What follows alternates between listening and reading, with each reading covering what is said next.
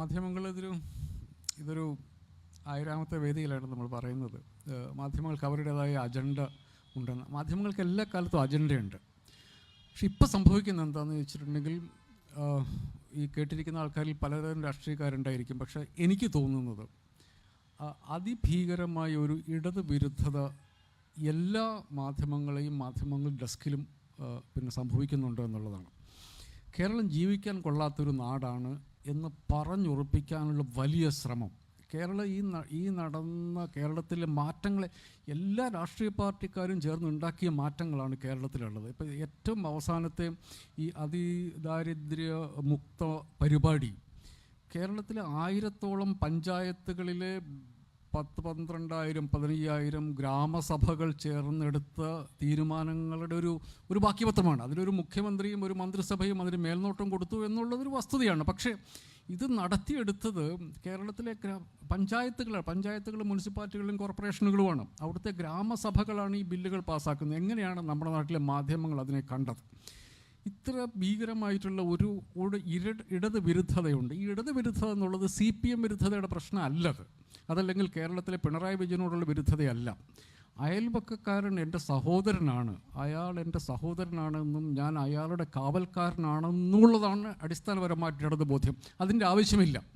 ഞാൻ തീരുമാനിക്കുന്നതാണ് എൻ്റെ ഭാവി, എൻ്റെ ചിന്തയാണ് എൻ്റെ ഭാവി എന്ന് പറ്റും അങ്ങനെയൊക്കെ പറഞ്ഞ് നമ്മൾ കേട്ടിട്ടില്ല. എൻ്റെ ചിന്തയാണ് എൻ്റെ ബോധ്യം, എൻ്റെ ഭാവി എന്നൊക്കെ പറഞ്ഞോളെ.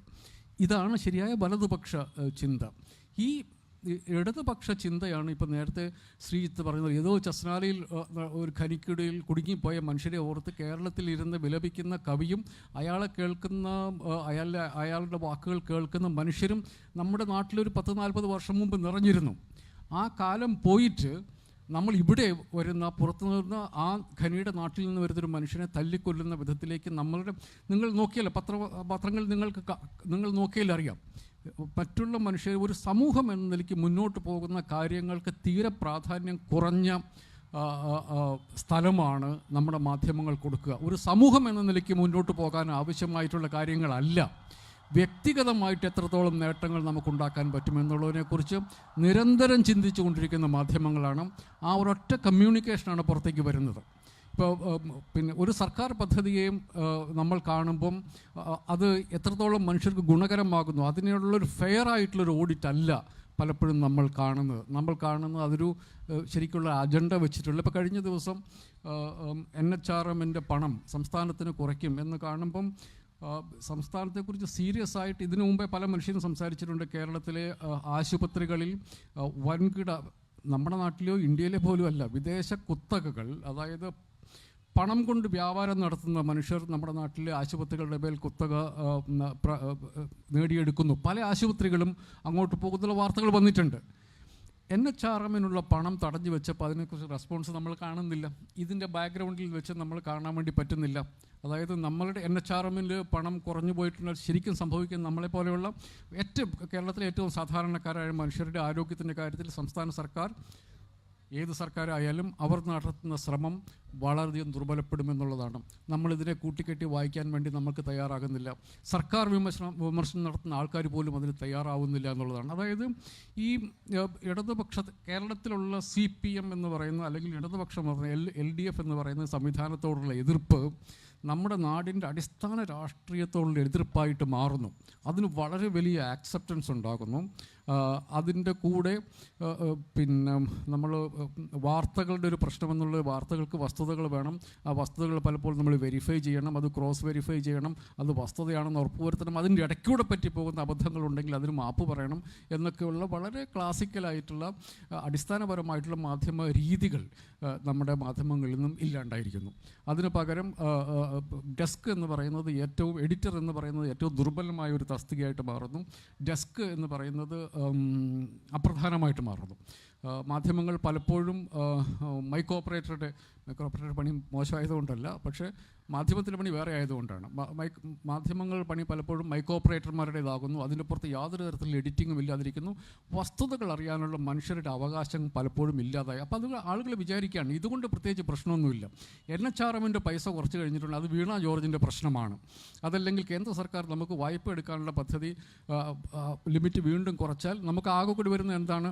അത്രയും കുറവ് പിന്നെ കടമേ നമ്മൾ എടുക്കുള്ളൂ, ഇതല്ലെങ്കിൽ ഈ പൈസ മുഴുവൻ ബാലഗോപാൽ വീട്ടിൽ കൊണ്ടുപോകുമെന്നുള്ളതാണ്. പക്ഷേ ഒരു സംസ്ഥാനം എന്ന നിലയ്ക്ക് നമ്മളുടെ കടമെടുപ്പിൻ്റെ റേഷ്യോ കുറഞ്ഞു വരികയാണ് നിങ്ങളൊന്ന് പറഞ്ഞു നോക്കിക്കുക. അത് സ്വീകരിക്കാൻ ആൾക്കാർക്ക് തയ്യാറല്ല. ഇത് മുഴുവൻ ഇവർ കടമെടുത്ത് മുടിപ്പിക്കുകയാണ്. ഇമാതിരിയുള്ള നാടിൻ്റെ രാഷ്ട്രീയവും ഈ സർക്കാരിൻ്റെ രാഷ്ട്രീയവും തമ്മിൽ മിക്സ് ചെയ്ത് അതിനെ ഒരുമിച്ചെതിർക്കുന്ന ഒരു മാധ്യമ രീതി നമ്മുടെ നാട്ടിലിപ്പോൾ ഉണ്ട്. അതുകൊണ്ട് വലിയ വിഷയങ്ങൾ, പ്രധാനപ്പെട്ട വിഷയങ്ങൾ, അടിസ്ഥാനപരമായ വിഷയങ്ങൾ അതിൻ്റെ ഗൗരവത്തോടു കൂടി കാണാൻ സാധിക്കാതെ വരുന്നു. അതിനു പകരം സാധാരണഗതിയിൽ പ്രാധാന്യം കിട്ടാത്ത വാർത്തകൾ. ഇപ്പം തിരുവനന്തപുരത്ത് സർക്കാർ മെഡിക്കൽ കോളേജിലെ ഒരു ഡിപ്പാർട്ട്മെൻറ്റിലെ ഒരു യന്ത്രം കേടായപ്പോൾ കേരളത്തിലെ ഏറ്റവും വലിയ പത്രത്തിൻ്റെ എല്ലാ വിഷയത്തിൻ്റെയും ലീഡ് വാർത്തയായിട്ട് മാറുന്നു. നമ്മളീ പറയുന്ന പാലക്കാട്ടെ കൊലപാതകം അങ്ങനെ വരുന്നില്ല, അല്ല അതിന് ഫോളോ അപ്പ് ഉണ്ടാകുന്നില്ല. ഈ വാർത്തകൾ വരും. അതായത് ഒരു മെഡിക്കൽ കോളേജിൽ ഒരു എക്യുപ്മെൻറ്റ് കേടായിട്ടുണ്ടെങ്കിൽ വാർത്ത വരും. പക്ഷേ അത് പ്രാദേശിക പത്രത്തിൽ പ്രാദേശിക ഭരണാധികാരികൾ കാണത്തക്ക വിധത്തിൽ അതിന് പരിഹാരം ഉണ്ടാകണം. അങ്ങനെ വാർത്ത വരും. അതല്ലാതെ ഈ പത്രത്തിൻ്റെ കോയമ്പത്തൂരും ഡൽഹിയിലും ദുബായിലുമുള്ള പത്രത്തിൽ വാർത്ത വരില്ല. ആ വാർത്ത വരണമെന്നുണ്ടെങ്കിൽ അതിൻ്റെ പുറകിലൊരു അജണ്ടയുണ്ട്. ആ അജണ്ട എന്നുള്ളത് നമ്മുടെ നാടിനെ മുമ്പോട്ട് കൊണ്ടുപോകാനുള്ള അജണ്ടയല്ല. അത് പക്ഷെ നമ്മൾക്ക് മനസ്സിലാകുന്നില്ല. കാരണം ഇത് മുഴുവൻ ഈ പണം മുഴുവൻ കുറേ പേർ കട്ടെടുത്തുകൊണ്ട് പോവുകയാണ്. അവർ ഈ നാടിനൊന്നും ചെയ്യുന്നില്ല, കേരളം ജീവിക്കാൻ കൊള്ളാത്തൊരു നാടാണ് എന്ന് പറയുന്ന ഒരു അജണ്ട ഇങ്ങനെ നിരന്തരം പുഷ് ചെയ്തതിൻ്റെ ഭാഗമായിട്ട് നമ്മുടെ നാടിൻ്റെ അടിസ്ഥാനം, അതായത് ഇങ്ങനെ അയൽവക്കംകാരൻ നരകമാണ്, അപ്പുറത്തിരിക്കുന്നവൻ നരകമാണ് എന്നൊരു ചിന്ത മെല്ലെ നമ്മുടെ സെൻസിബിലിറ്റിയെ റീപ്ലേസ് ചെയ്തുകൊണ്ടിരിക്കുകയാണ്. നമ്മൾ ഭയപ്പെടേണ്ട ഒരവസ്ഥ, നമ്മൾ കൊല്ലപ്പെടുകയോ ചെയ്യുന്ന ഒരവസ്ഥ, അതൊരു സുഖകരമായൊരു കാര്യമല്ല. നമ്മുടെ മക്കൾ അവർ കൊല്ലപ്പെടാൻ നമുക്ക് താല്പര്യമില്ല, അവർ കൊലപാതകികളാകാനും നമുക്ക് താല്പര്യമില്ല. നമ്മൾ അങ്ങനെ ഒരു ജനറേഷനെ അല്ല സൃഷ്ടിക്കേണ്ടത്. കേരളം ഇത്രയധികം മുമ്പോട്ട് പോയൊരു സമൂഹം എന്ന നിലയ്ക്ക് നമ്മൾ സൃഷ്ടിക്കേണ്ടത് മെച്ചപ്പെട്ട മനുഷ്യരെയാണ്. ആ മെച്ചപ്പെട്ട മനുഷ്യരെ സൃഷ്ടിക്കുന്നതിന് പകരം മാധ്യമങ്ങളുടെ അജണ്ട വലതുപക്ഷ അജണ്ടയാവുകയും നമ്മൾ കൊലപാതകികളോ കൊലപാതകത്തിന് കൂട്ടുനിൽക്കുന്നവരോ ചിലപ്പോൾ കൊല്ലപ്പെടുന്നവരോ ആകുന്ന ഒരവസ്ഥയിലേക്ക് നമ്മൾ എത്തിപ്പെടും. അത് അറസ്റ്റ് ചെയ്യുക എന്നുള്ളത്, അത് ഈ പ്രവണത ഇവിടെ വെച്ച് നിർത്തുക എന്നുള്ളതിൽ ഏറ്റവും മുൻകൈ എടുക്കേണ്ട ആളുകൾ മാധ്യമങ്ങൾ തന്നെയാണ്. പക്ഷെ അവരത് എത്രത്തോളം എടുക്കുമെന്നുള്ള കാര്യത്തിൽ എനിക്ക് വലിയ പ്രതീക്ഷയൊന്നും ഇപ്പോഴത്തെ അവസ്ഥയിലില്ല.